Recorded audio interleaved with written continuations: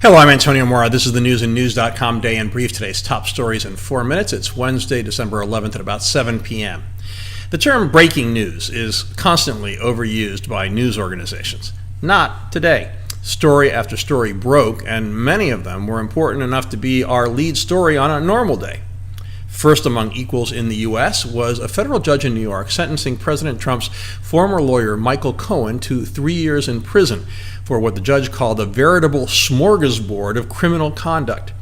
The most significant felonies Cohen pleaded guilty to from Trump's perspective are, first, making hush money payments at Trump's direction to women who claimed they had affairs with Trump, and second, to lying to Congress about Trump's business dealings with Russia.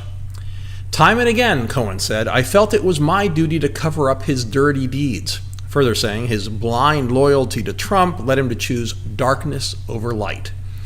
Earlier in the day, Trump called the hush payments peanut stuff, arguing that they weren't campaign contributions and that even if they were, that they would only be civil violations. Unfortunately for the president, late this afternoon, the U.S. Attorney for the Southern District of New York announced that the owner of the National Enquirer had admitted that a $150,000 payment to ex-Playboy playmate Karen McDougal was made in coordination with the Trump campaign, specifically to influence the election. Trump in the White House may continue to argue that Special Counsel Mueller's investigation has gone off the rails, extending far beyond its mandate to investigate Russian meddling during the 2016 election. That will be cold comfort to Trump if a growing number of members of his inner circle are accused of crimes, including himself. It's too early to know what the Mueller probe will find, but increasingly, the legal and political implications for Trump are turning into a cautionary tale about blind ambition and arrogance. It's highly unlikely any of Trump's friends and family would have faced criminal investigations if he hadn't run for president and just continued to enjoy a life as a billionaire that most of us could barely dream of.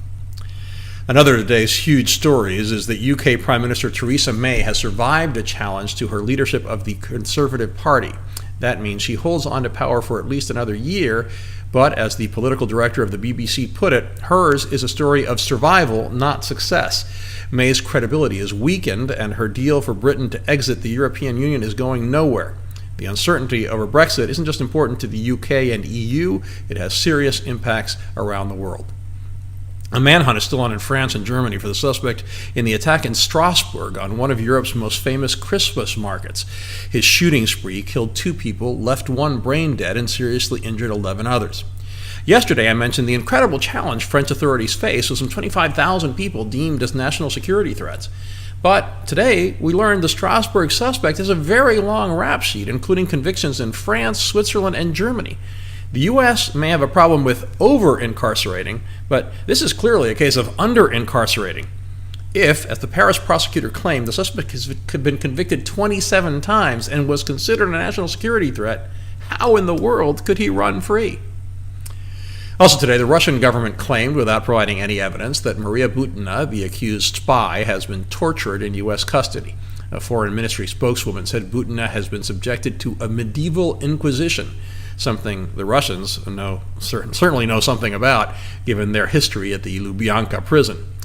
Russia has designated Butina as a political prisoner. She is expected to enter a plea deal on Thursday. In our alternate universe segment, the great divide between conservative and liberal media, Fox News didn't seem to care much for the Cohen story, leading at 5 this afternoon with the terrorism in France. Its website did highlight the Cohen case, but with a headline that said, "Knives Come Out," and a subheadline about how the Mueller probe is reviving talk from Democrats of possible Trump impeachment and future prosecution. Clearly, Fox chose to spin the story in the most favorable light to Trump, implying that there's a great left-wing conspiracy out to get him. On the other hand, liberal anchors and pundits could barely contain their glee. CNN's Jake Tapper couldn't help himself and quoted a Cohen tweet from a few years ago where he taunted Hillary Clinton, saying that when she went to prison, her room and board would be free. I guess kicking people when they're down is okay these days. By the way, neither Tapper at 4 p.m. nor Wolf Blitzer's 5 p.m. show could bring themselves to report on the terrorism in France. Cohen trumped almost everything else. Alternate universes. We have all the stories and much more updated around the clock 7 days a week on newsandnews.com, where you will find all you need to know in one place. Please subscribe to our YouTube channel by clicking on the right of your screen just below this video, and please follow us on Facebook at Real News and News, and me on Twitter at AMoraTV. I'll see you again tomorrow.